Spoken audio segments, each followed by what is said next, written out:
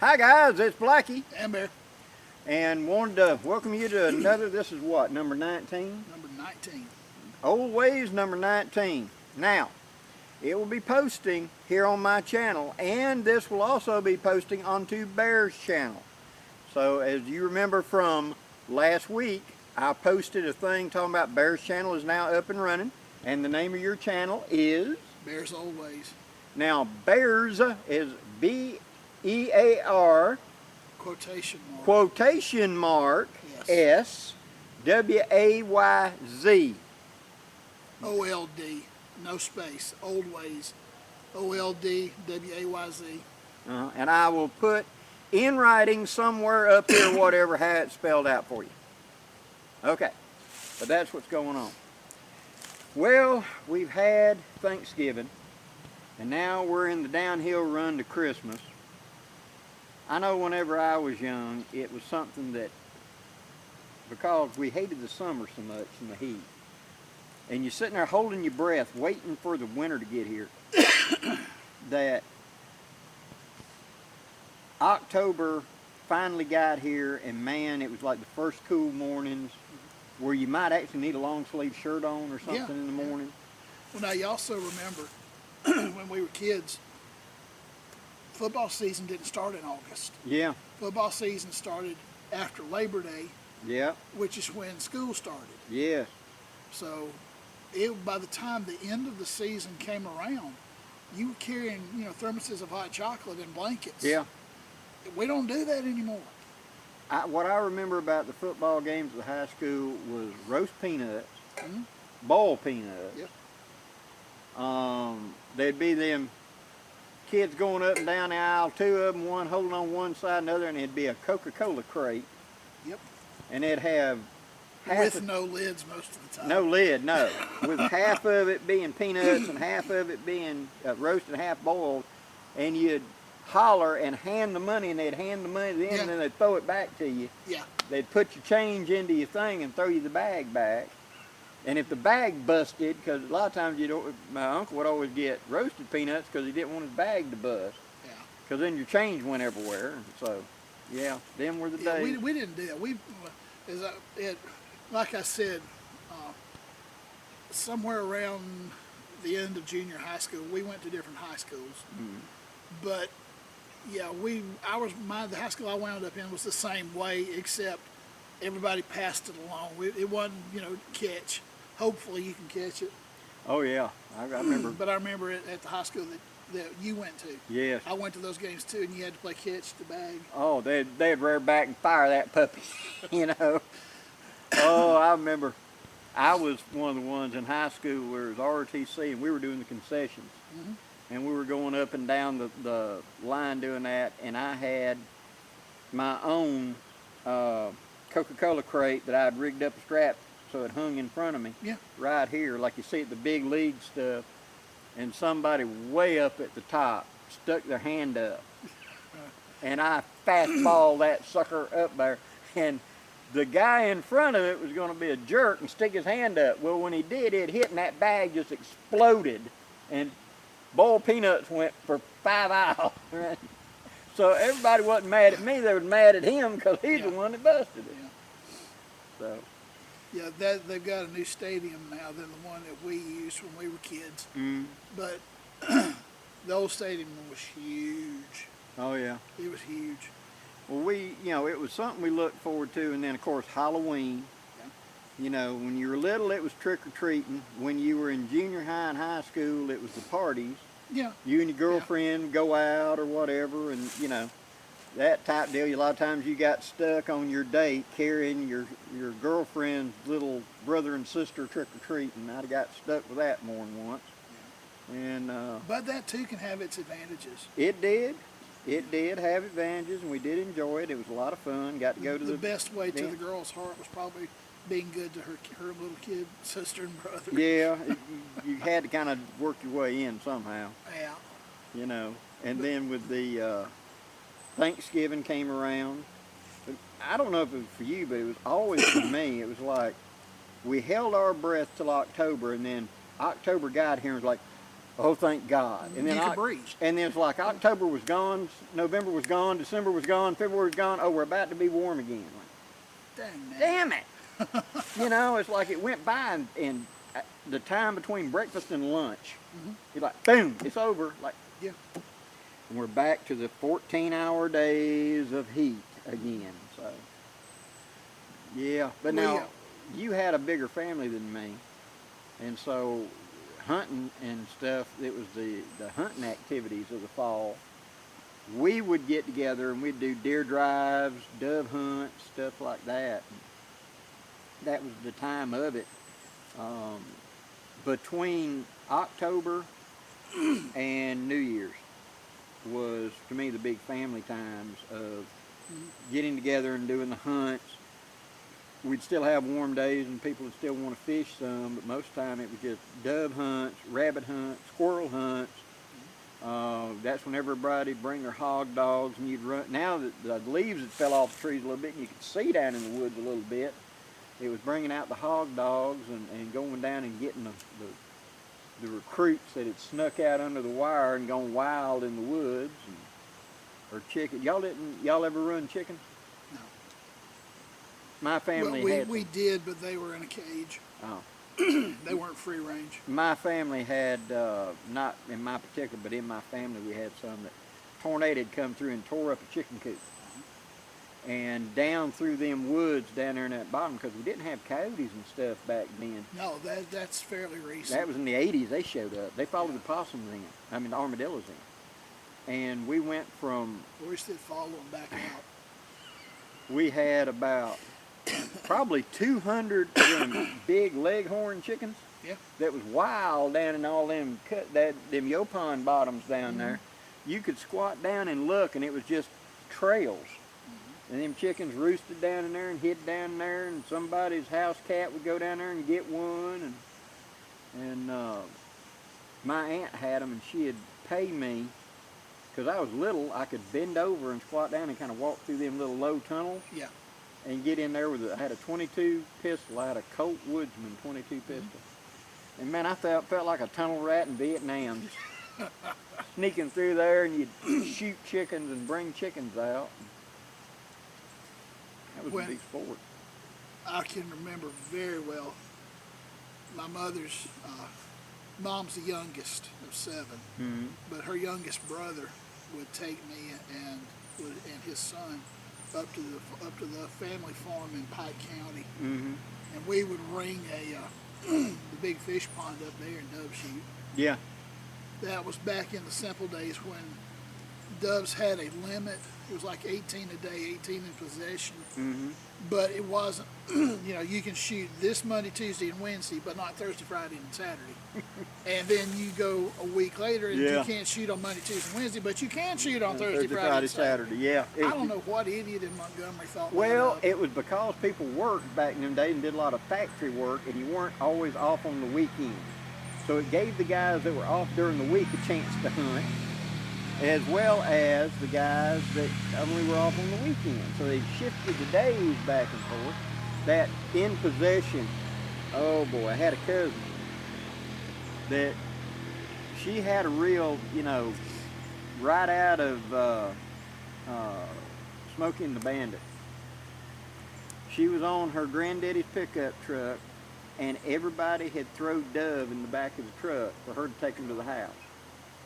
And she was on this field over here, and you went out on the road and went about 6-7 miles around to where the dove field is here. You could look and see the top of the water tank, but you had to go way around here to get back to it. And so she had come out, and she had brought drinks and everything for us hunting, and her daddy wanted her to haul all the dove back, and her brother and them start cleaning doves. They piled, there's probably 100 doves we piled in there. 60 or 70 of us out there hunting. Yeah. Well, she went going up the county road, and she looked. Naturally, here comes a game warden. Here comes a game warden. Naturally. And there's feathers flying up, and he stopped and he stomped the brake, and she freaked out because she knew she had more than 18, and she was going to get a ticket, and she floored it, and she took off in that old Chevy pickup. And she went to jumping terraces and everything, trying to get away from him. You know, and of course he's hanging right with her. He's got a 4-wheel drive. He was doing pretty good. And finally she comes squealing into the backyard, and she went running in the house screaming, "Mama, Mama." She was 16, you know. Her mama came to the door, and here come that game warden, and she gave him a look that would have melted lead, boy. And he said, you know, "I need to see the young lady that was driving this truck." And he said, "I was driving the truck. What's your problem?" Well, her daughter's hair was short and brown. Her hair was long and golden, so it was obvious it wasn't her. And he argued with her and argued with her for about 45 minutes. Meanwhile, the brother had gone out the front door, got her, and they took off and came back to the field and told her daddy what was going on. And so everybody loaded up and left the field and went running over there. And here's this game warden at the front door arguing with this woman, and suddenly the army showed up right behind, and every one of us went to grabbing our doves, you know, and his evidence evaporated. By the time he figured out what was going on, there wasn't no dove left in the truck. Everybody had their 18. Yeah, everybody's covered. But yeah, we would go up there. I never was very good dove. If y'all have never hunted dove, dove is fast. Quick, fighter jets, Yeah. boy. Yeah, we're talking definitely fighter jets. And you can burn up an entire box of shotgun shells and not have but maybe 3 dove to show for it. Yeah. I mean, really, unless you are a really hot shotgunner, it's a challenge. And when you get really, really good at it, you go to the skeet range and you've been busting all them skeet, and you get so good you're getting cocky and you're making beer money on it. And then you go to the dove field and you do all right. You limit out. Get a short double barrel and go into the backwoods and start looking for quail, and you'll learn humility real quick. Yeah, but we had quail back then. They've kind of gone away, but every once in a while you see a straggler. I don't know if it was the coyotes that got them. Or what. Coyotes, they get because they ground nest, Yeah. and the coyote will sniff them and come to them. They did a study on Fort Rooker several years ago with the deer. The deer population had so just nosedived. And they came in and they captured, live caught 400 does and put birth monitors in them to try to, what they wanted to do is when she gives birth, this falls out and activates. And it's like a homing beacon.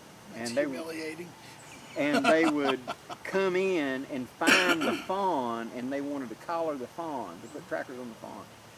Well, they had a team ready to go, and their conclusion was 80% of the fawns were dead within 72 hours. Because the pine wolves, which is a hybrid between red wolves and coyotes and domestic dogs down here, we call them pine wolves, because a coyote will be 30 pounds, maybe 35, 40 pounds, and a pine wolf can be 60, 80, or 90 pounds. Because that's the domestic dog coming back. And that Alabama red wolf Yeah. crossbreed is a much bigger animal, and they hunt in packs. And they would smell the birth and just walk at the ground and get the fawns. The fawn does have one advantage in that he does not give off a smell for about 2 weeks. So once mama has, gives once it's born, Yeah. that's what I'm trying to say. She'll move from point A to point B as soon as the fawn's up to standing, and put him back down and nest him, if you would. And then she'll go out from there and feed and come back and nurse him, do whatever she needs to do. Yeah, and that's what was getting them, is the fact they would smell the birth. And then what they finally said was it was not that the 15% that were surviving had any advantage. It was the fact that they were so full of eating, because birthing time is so close, that they were just so gorged and full. And there's a lot of puppies born at that same time. And so they were just so full, they got away by a sheer fact that they were too hungry, too full to eat anymore. Right. So, but that's the reason I brought out, they go after quail, any type of ground stuff. It Quail, really has turkeys. affected stuff. But, we would do, to me, I didn't ever really see a lot of the dog drives until December. Yeah. That's where the family would announce that we're going to have a dog drive on your land or my land or his land, and the family would send it out like on Wednesday, and usually whoever was sponsoring the drive, you'd show up at their house at 5 in the morning, and they would usually have biscuits and syrup and butter and maybe sausage. And then it was customary to bring something, a dish or something like that.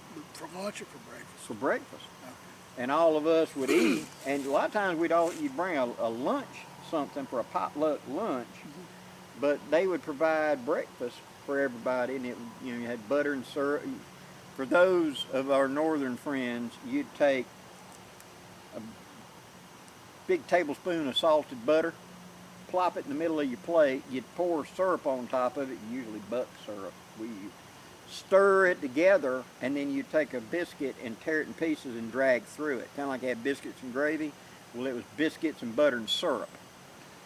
I've also personally have taken my biscuit and ripped it up into little pieces and put it into the syrup and butter mixture and just stirred it up. Yeah, kind of like biscuit and gravy. Yes, that biscuit and syrup. Well, usually when it was on Uncle Aubrey's place, he would provide sausage, but it was wild game sausage, so you had no clue what the hell was in it. It could be just eat it and be quiet. It could be possum, coon, whatever. It was whatever wild game they ground it up into sausage. And he loved such hot spices and stuff. One patty was all you wanted. Yeah. That was enough. That and a big old plate. He wouldn't do like his plate of sausage and everybody else's Ooh, plate of no, sausage. he would put it all out there, but you learn real quick, And in fact, I had a stepbrother that I took with me to one of them that he didn't know. Oops. And so he was hungry, boy, and he loved sausage, and he grabbed him like 4 of them links. And I told him, said, you might better hold up on that. Well, now you got a boat going up.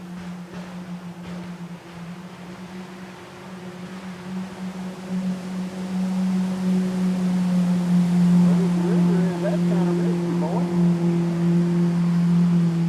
Yeah, look at Hunter. Professional bass fisherman. It's actually up a good bit from all the rain we've had the last few days. The reason I say that is when the river's down, from you at water level, coming up, it looks just glass smooth, life's great. What you don't realize is the bottom is undulating greatly, and down here you'll have a rock. No, it's a wall.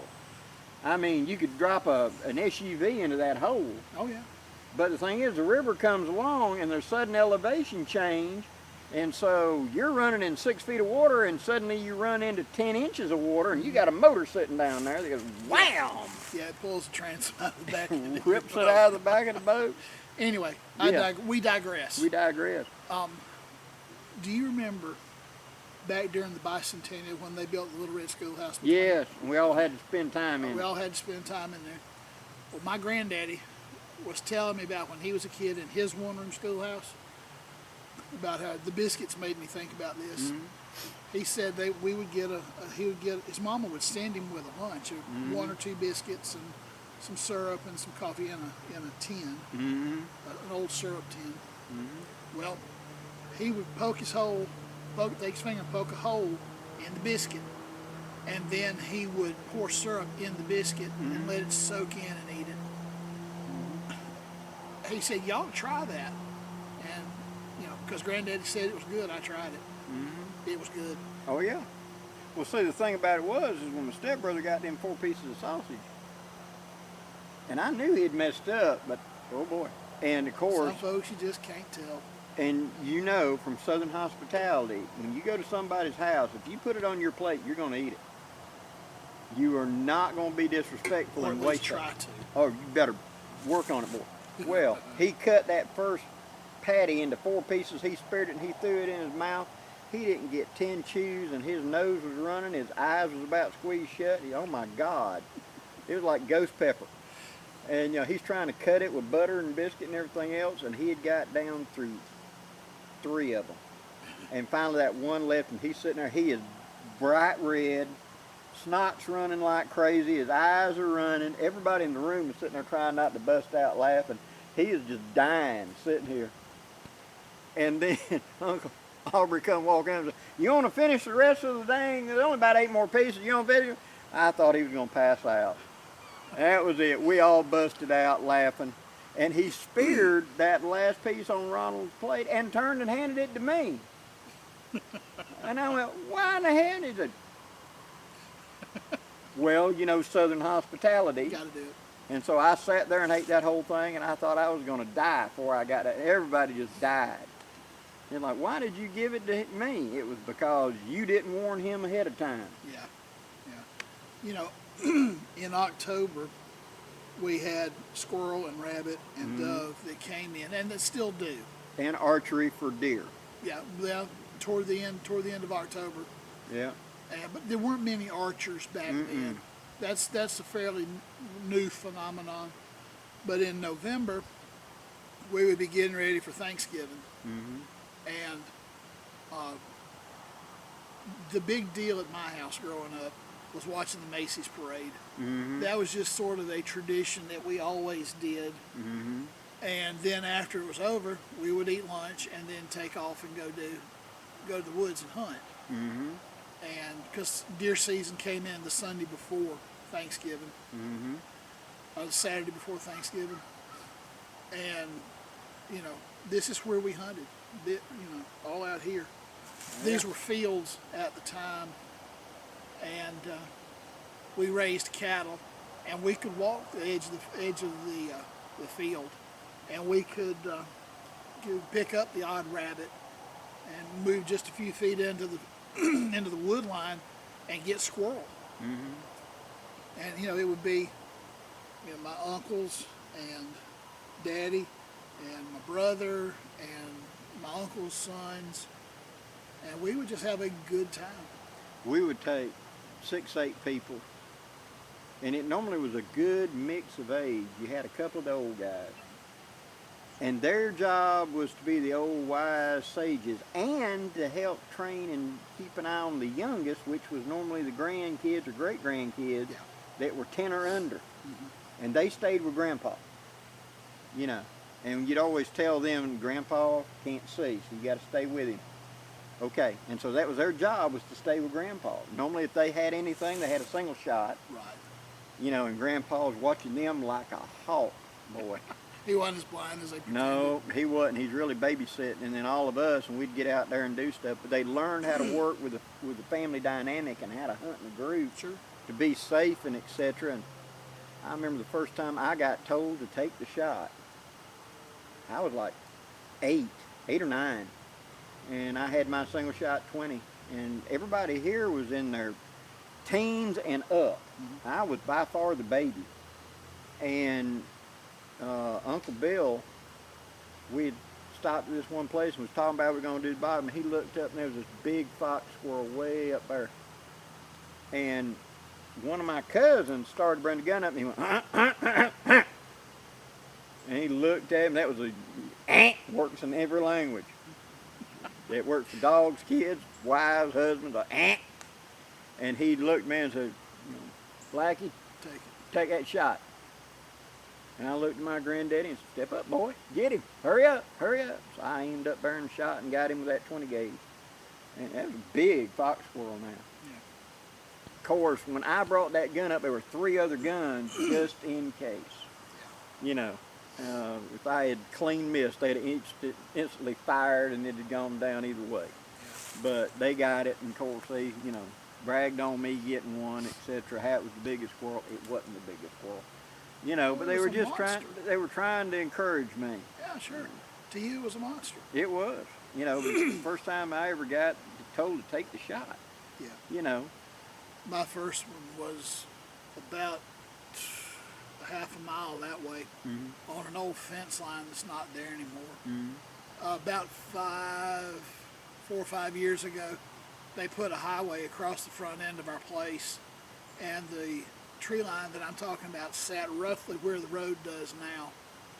And we were coming along there, and Granddaddy was riding in the pickup truck with Daddy, and my brother and I were in the back, and Granddaddy saw a coon up in a tree, and he looked at my dad and he said, "Stop the truck." So Daddy stopped, and he got me out of the back, and he said, "Stand right here and watch that coon." So they went over to our cabin and got Daddy's 12 gauge and came back, and he chambered around. I was probably 8 or 9. And he said, "All right, take the shot. Don't miss." Yeah, don't miss. And No pressure. no pressure. No. And I took the shot and I got him. Mm-hmm. And I don't know what Granddaddy did with it, but it went boom, boom, boom, boom, boom, boom, all the way down the tree. Oh, yeah. Well, the first time, we've talked about this in the past, the rite of passage when your daddy or your mama trusted you with a pocket knife. Mm-hmm. When you were trusted to have a gun and be part of the camp, be part of the hunt. You. Oh, yeah. To be all of those things. First time you went out as part of the deer drive, and you were one of the center people. You know, they put you in the center. Yeah. You know, you earned it. They didn't give this to you because whatever, you had proven you were a good, in a tight pinch clutch shooter where you could make the shot. You had spent your time, you had took your ribbon like everybody else. I'll never forget one of my cousins that what really sold some of my family on me going with them hunting was we were coming out of a field over near Kinston. And you come out of the field and you went down the dirt road a little bit, and you had a lot of, right there at the creek, several undulations.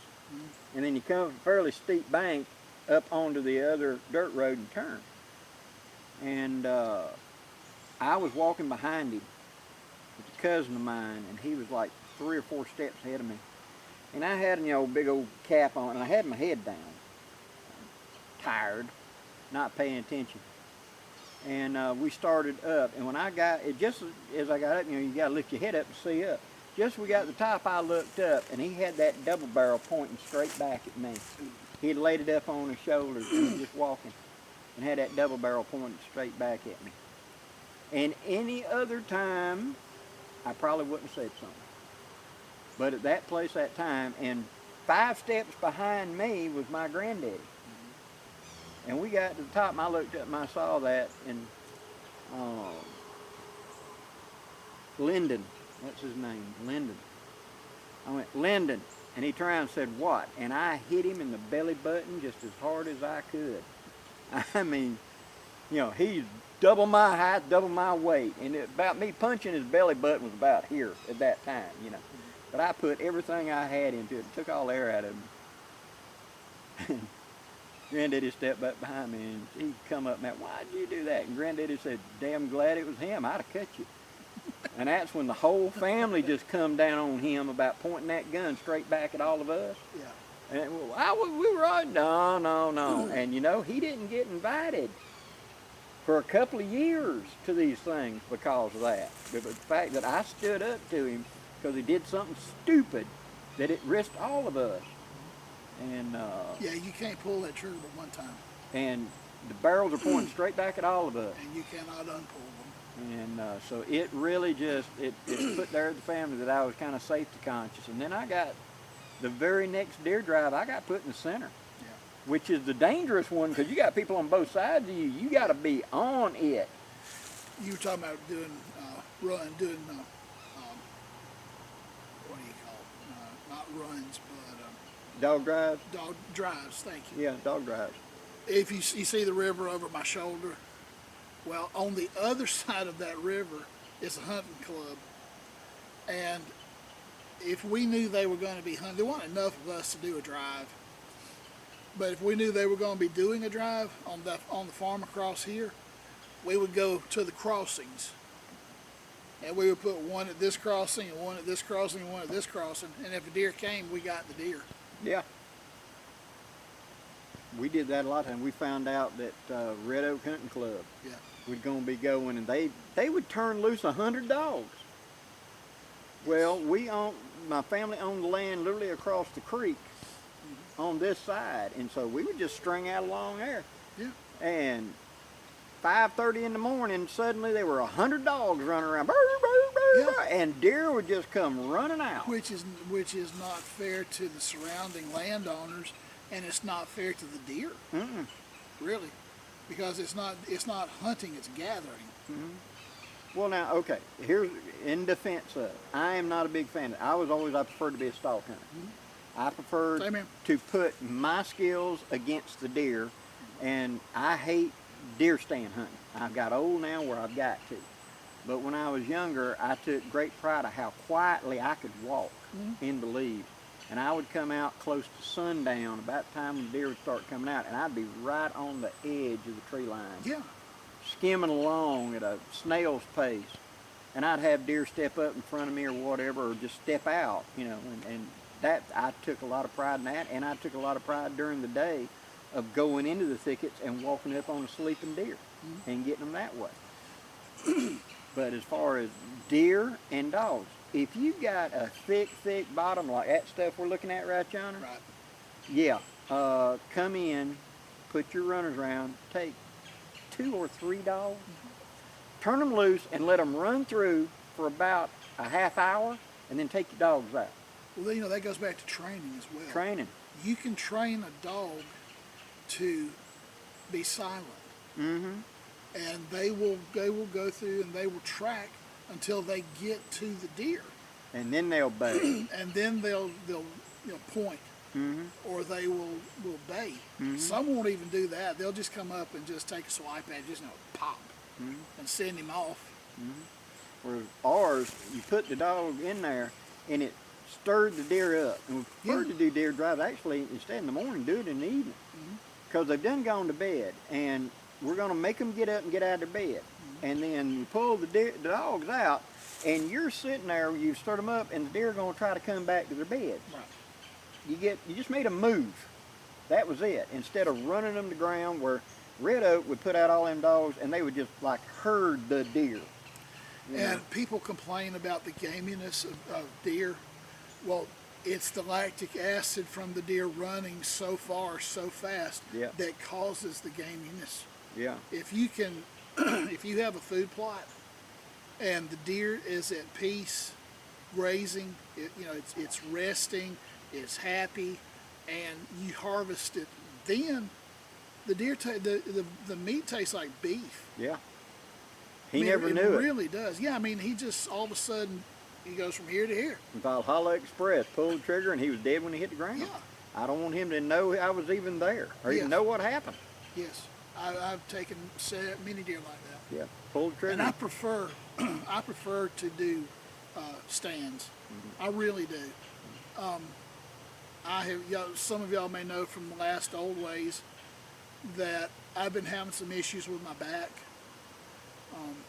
It's like Indiana Jones says in Raiders of the Lost Ark, it ain't the years, honey, it's the mileage. Yeah, And, we've got a lot of mileage. a lot of mileage. A lot of mileage. But anyway, I digress. And when we go to the doctor and he looks at us, he's like, oh my God. I love it when doctors look at x-rays of me and they just sit there and stare and You're still stare walking? and stare. And it's like, I said, you're surprised I'm still walking, aren't you? Yep, I am too, Well, but keep going. They told me that if I was lucky, I would pass. How was it they put it? If I wasn't careful, I would be in a wheelchair by the time I was 30. Yeah, Well, I'm closing in on 60 fast, and I'm still not in the wheelchair. But, they told me when I was 14 that I'd never live to be 50. surprise, I had so many problems, there'd be no way that you'll make it. And here I am, 60. Yeah. And yeah, I've got rough days and good days, but you just keep going. Yeah, you have to. We come from the generation of suck it up, buttercup, just keep going, Yeah. Yeah, I mean, you have to do that. And I'm not dissing on the younger folks, but I was listening to something on the radio where they were talking about how the younger folks today don't have that drive, that do or die, if you will, drive, and that's our fault. Now, That's our generation's fault a big, because we haven't instilled it. a big part of us talking about that tying into this is I got up out of bed at 6:30 in the morning, not because at 5:30 in the morning, not because I wanted to go hunting. You were expected to. It was my job for the family. Right. It was my part of pulling my weight. Right. It was not the act of, it was the fact of how guilty you would feel if you didn't pull your weight. Yeah. Yeah, if you Yeah. didn't contribute something. Yeah, you got to be doing your best. Even, the girls, and we talk a lot about the guys, but the girls that weren't hunters, okay? The girls did their bit too, from all the things you wouldn't think about, cooking, whatever, shuttling. Like talk about my cousin that was hauling the quail a while ago. It was expected that when all the family was going to the field, do this. She didn't like hunting. That's fine. You don't like to hunt. I understand that. But you can shuttle drinks back and forth. Yeah. You can clean game. You're not Right. squeamish. She wasn't squeamish. She hated to fish or hunt, but she would clean and cook the game. Yes. That's like my mom. I told you she was the youngest of 7. She didn't like to go hunt. She didn't do it. And she's told me many times she didn't like doing it. But when her brothers came home with whatever they had, she was right out there on the table cleaning them. Oh yeah. She, it didn't matter if it was a deer or a possum or a squirrel or a rabbit or whatever. Mama was out processed there. it. Mama was out there chopping away with that knife. Yeah, because it was part of the family. Yeah. And then I know your background, y'all had a lot more church going than my family did. Yeah. But in the holidays when you had big church services and Yeah. stuff, you brought covered dishes. Yes. You volunteered.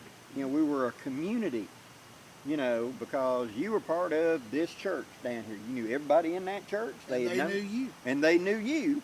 And so from the bottom of the barrel up, everybody knew everybody. And so you wanted to be part of the group. And it was like a second family in many ways. Very much. So, there was that group down there that we're part of, and I can say the same thing with people that worked together that were puckwooders, people that worked in the factories together, my family that was in the cotton mills, the people they worked with, it became another family Yes. in many ways. And so when somebody got hurt, got bad hurt, they didn't cook. Everybody brought food Right. for a week or more.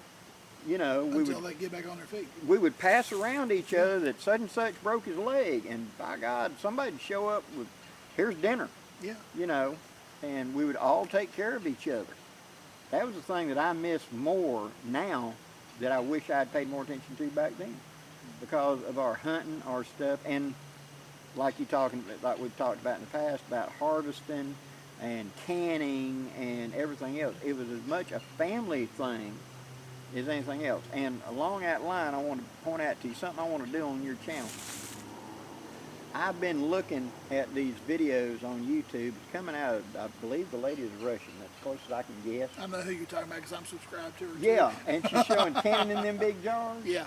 I want to try that out because what I want to do is I can handle here comes a professional fisherman back.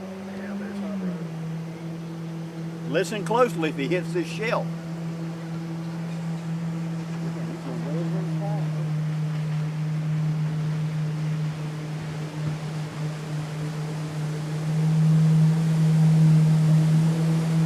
Wow, I'm amazed he got over that shelf. It's shallow on this side. I'm really surprised he hadn't had the pin on the prop sheared too. Because what you'll hear is bonk, and that's where the prop just shears free.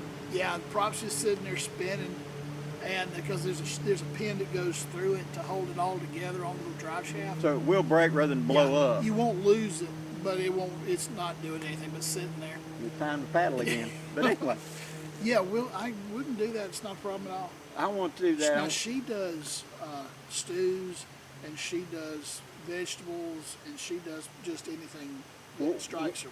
What I fancy. want to do is I saw this one and it reminded me of something my grandmother cooked. Wasn't for canning it, but cooking it. Yeah.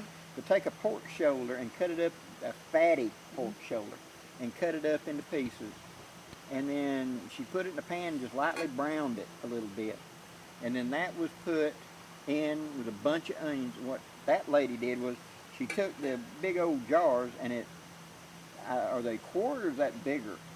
Well, I mean, you can get pint jars, you can get half pints, you can get quarts, you can get 2 quarts. I think it was 2 quarts that she used. Yeah.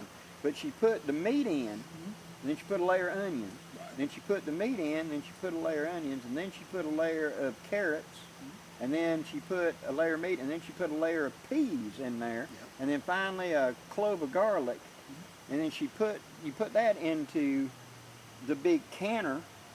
It's not a pressure cooker; it's a canner.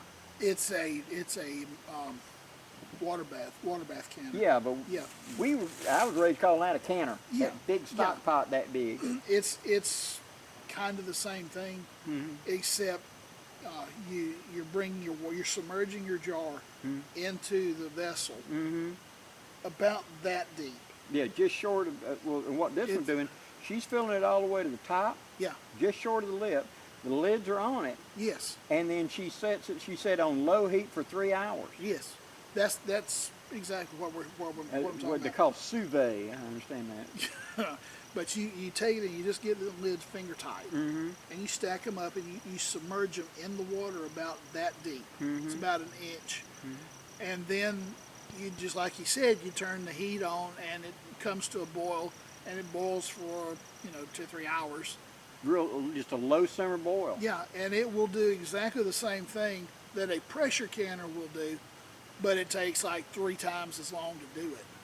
You see, what I'm thinking of doing is I want to do that because I've got some old recipes in my head. Yeah. And what I want to do is, it's hard to make it small enough portions for me and Hope. So what I want to do is get enough, we'll cook it like that. And that way I'm putting up, I got 3 of those, and then got this your one I'll answer. open up that night. I got your answer. What? Instead of putting it in a 2 quart jar, I put it in a 1 quart jar. Yeah, Just tone down your proportions. amount. Yeah, just cut your But proportions. do that, and you can do where you're doing like 2 or 3 Mhm. 2 quart jars, you can do 6 quart jars. Yeah, do it that way. Like Yeah. a quart jar would be more enough for she and I Yeah. to have. That way you just cook it this way. Take us a couple of hours when we do it. And then one of those can be opened up tonight for me and her to have dinner, and the other 3 or other 4, whatever, can go into the shelf. Yeah. And that way, if Hope really likes it, if Mama likes it, secret to a happy marriage, yes, dear, and a comfy couch. If she likes it, great. If she don't like it, I got something to hand off. Sure. Absolutely. So I've got a lot of old recipes in my head I want to try out that way. Do me a favor. Write them down. Yeah. Get out your little notebook and make notes. Write them down in detail. Okay? Well, that's just it. When I was actively doing all the cooking, not heating, but the cooking, and Hope used to call me the master of the 30-minute meal, because I got to where I could just throw things together in a hurry. But I used to cook years ago. It was the roast and everything else, the big meats, and grandmother taught me a lot of these things, which I was learning how to make them. And when I was looking at that lady over putting this together, and that reminded me so much of my grandmother's recipes. And they're vague in there, and until I'm physically doing it, I'll go, now wait a minute, we added something here, and I'll have to think about it. But yeah, we'll write it down. Write it all down, because you're passing her legacy through you to somebody else, and that's the whole intent of our channels. Yeah. These are kind of legacy channels, because it's what's the word I'm looking for? My brain's not working very well today. It's The passing on of the knowledge, the legacy. Yeah, it's the legacy and part of it. your inheritance here. Yeah. If we don't pass it on, it won't get passed on, and then that knowledge dies. The only thing that I can point to of my mother's cooking, my mother was never a great cook. It was adequate. Did it fill a hospital? It filled a hole, and it made a plot. So yeah, we're good. But at the same time, is the comparison of the others that she was competing with? No, she's not in that league. But by the way, the noise you hear coming by, we're planting food plots today. and that's my nephew on the four-wheeler taking seed back and forth to the food plots. Like 200 pounds of seed at a time. Yeah. So yeah. But she had this 11-layer chocolate lane cake. Your mom did? My mom did. Yeah. But she called it burnt chocolate icing. And the icing actually broke. Yes. It was like candy shell. Yeah. You know, like ice cream dip, candy shell, the top layer, not the whole thing, but just the top layer. And I remember her making that. It was my favorite thing she ever made. And she quit making that about the time I got grown and started being married 40-something years ago. And because of that, I never got that recipe. And I have a distant cousin who claims To have it. that he has it because his grandmother and my mother cooked together a lot. Yeah. And she gave it to his grandmother. So he's made me the deal that if I will share the barbecue recipe with him, he will share with me the chocolate icing cake recipe with me. Is it a fair swap? I think so. Okay. Yeah. If it's a good barter, then I think it is. if but both parties leave happy, it's a good barter. it Where was. have you heard that before? My mother made barbecue sauce out of Coca-Cola and ketchup and a couple of spices. Yeah. And would bake it in the oven. And baked pork chops and baked chicken breasts that's what he's wanting. It's that barbecue recipe she used. And it was Coca-Cola, one large Coca-Cola, one bottle of Heinz ketchup, 1 tablespoon of brown sugar. And I think about it, was like 4 or 5 other little bitty things mixed in. And you combined all that sauce and you brought it up to just a low simmer and you let it simmer for like an hour before you ever put it on the meat, put it in there and bake it in it. And basically it's submerged. And when Mama said barbecue pork chops, it came out and it was this layer of reddish stuff. And then you would start fishing out the barbecue, but because of the Coca-Cola, and there's a little bit of lemon juice. I forgot, there's a little bit of lemon juice. It would so soften. No, it was pineapple juice. That was it. It was like a X amount of pineapple juice. The meat just fell apart. Yeah, it's a tenderizer. My God, I mean, you pick up the bone and shake the bone off and throw the bone away. And The then acid in the rest of Coke, it. the acid in the pineapple, Yeah. the acid in the lemon juice. Yeah. Yeah, you have to eat that with a spoon. You took a bed of rice and spooned that on top of it. Yeah. It was fantastic. But I anyway, need to tell you about supper the other night. we will delve into it again. But anyway, what time you got? I have got 4 o'clock. All right, it's about time to wrap this up because I got to get back. Go ahead. There Finish is a couple things. Okay. When we were kids, we would get off for Thanksgiving. We'd get a couple of days off at Thanksgiving, but then we would get like 2 weeks off at Christmas. And that was woods time. You know, we would help Mama decorate the tree and put up stockings and all of that fun stuff that you do as a family unit. Then we'd hit the woods. My brother and I would hit the woods. I had my driver's license and he didn't. And we would jump in the pickup truck and we would come down here and we would spend hours down here, stalking, walking the edge of the field. We were just getting into food plots when I was in high school, when the two of us were in high school. And, there's been a lot of success and a lot of not success, or not as successful ventures. But, and I know everywhere it's this way, but there is such a treasure in the memories of spending those fall hunts with your uncles and cousins and brothers, and spending the time at Thanksgiving with your family, and Christmas. I don't mean to sound overly snotty, but Christmas is not about the man in red or the presents. No, There's another meaning to Christmas. It was family time, going to church. Yes, but those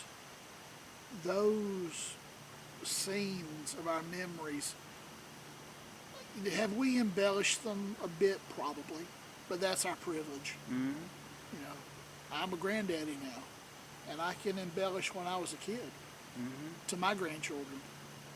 It was 40 miles to school, uphill both ways. Knee deep in snow. Knee deep in snow. In Yes. August, it was really bad. Yes. Yeah. Oh, yeah. But there really is a lot. Everybody, laughs up their sleeve at Southerners in the South, but we have a really good life, and I'm sure that the folks up north and out west, they have really good lives too. But it's awesome. It really is, and it's like I tell him, after so many years, friendship becomes family. Blackie and he are extended family to me and my kids. They call him Uncle Blackie. My grandchildren call him Uncle Blackie. It's really. Well, that's the thing that I have people that I've talked to now, like I say, my Uncle Bill, my uncle, this and whatever, and they said, I didn't know your mother my mother didn't have any brothers. Well, then how'd you get an Uncle Bill? Because it was extended family. He was connected to the family or friends with the family so much that that's Uncle Bill. Yeah. This is Uncle Travis, this is whatever. Was he physically related? Some of them were, some of them weren't. Were they related here? Yes, that was the important part. Their family. They were family, And so we were all connected one way or another. And the things that I remember the most about them days, the smells, like I've talked about before, the smell of burning pecan leaf, because we all did that to clear the ground to get ready to find pecans. Yes. That was the smell of fall. The smell of winter to me was them old wood houses that had gas heat, and you'd open that door and you would like walk into a wall of heat. Yes. That dry, the old family members that had the heaters way up because they were old and frail. Yeah. And it'd be 100 degrees in that house, and you'd walk in from outside where it was cold and everything. You'd walk in, you couldn't have a jacket on in 5 minutes. You'd be sweating. But to me, that heat and that dry smell. The smell of the house, and particularly around Christmas time, the smell down here. Our tree of preference when we were growing up was a cedar. Yep. Cedar trees. We didn't have blue spruce. Blue spruce is something that's been brought in the last 25 or so years. Yep. But the smell of cedar. Cedar trees. The cedar Christmas tree. My granddaddy would come down here throughout the year, and he would pick me out a tree when I was a little guy, and we would go and we would cut the tree, and we would take it home and decorate it. Usually around the 15th or 20th of December. And it was a big deal. My contribution was my granddaddy taught me how to weave Christmas wreaths. And so we would go, and everybody was cutting the Christmas trees, and we would pick up all the shed limbs they would cut off and throw them in the back of the truck, and then I would sit there and weave and make Christmas wreaths and give Christmas wreaths to the elderly family members that didn't have Christmas trees anymore, but they'd get a wreath from me. In fact, Ma Holland, which was an extended family, in 1984, Christmas '84, her daughter had married a guy by the name of Sam, and Sam and I had become friends, and I got invited over there for something to eat is what it was. I was told we were having a meal. Well, I didn't realize it was a Christmas party. And so this was like the 10th or 11th or something of December. And so I walk in. Of course, she's got a big tree set up and everything. They're big on Christmas. And here I hadn't brought a dang thing. I thought this was a meal. I just brought a covered dish. And it just so embarrassed me that I hadn't provided something. And they had all these woods right there. And so it was right at dark. Blackie went to work. And I asked old Ma Holland, I said, would she mind if I went down there and trimmed some limbs? They had cedars. If I trimmed a few cedar limbs, she said yes. I used a Swiss Army knife saw. And 30 minutes later on her front porch, I made a 3.5 foot diameter Christmas wreath because she didn't have one on the door. And I hung it on the door for her. She cried. And for the next 10 years, every year I had to make Ma Holland. That was the thing for the Christmas party, is I had to make Ma Holland a wreath every year. She finally passed away. But, and I didn't get asked by the daughter and my friend to take over because I had got where I wasn't making them things. And like, oh, we got to make another one. I'd have done it in a heartbeat, but at the same time, you know, the biggest one I ever made was a wreath that was 10 foot across.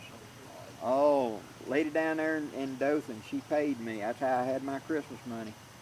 They bought over a dozen Christmas trees for me to cut up and weave that thing because their hearth was 18 feet across, 10 foot high from the mantelpiece up.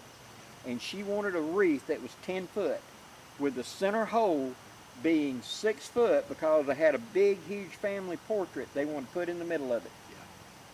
And so I had to weave that 150, 200 pound wreath. And it took me and her 2 sons better part of an afternoon to get up there and hang that thing and make it stay on that wall.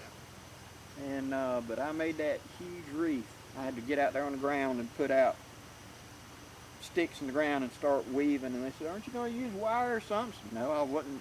I learned to weave it naturally and just start making it where it would hold together. And then I had to just tie a place to hang it up.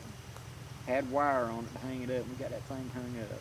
I wonder if there's a picture somewhere of that big old thing, because when we got it stood up, I'm standing in the center of it, holding it like that, because for them to take a picture before we took it in the house.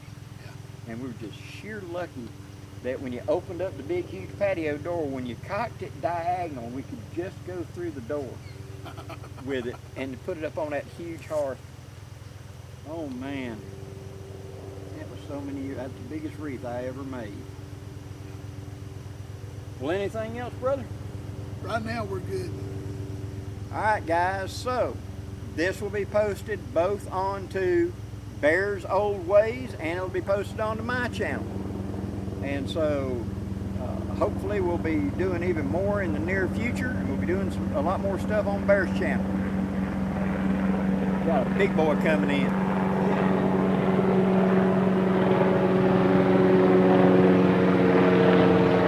Somebody's making up ours for graduation.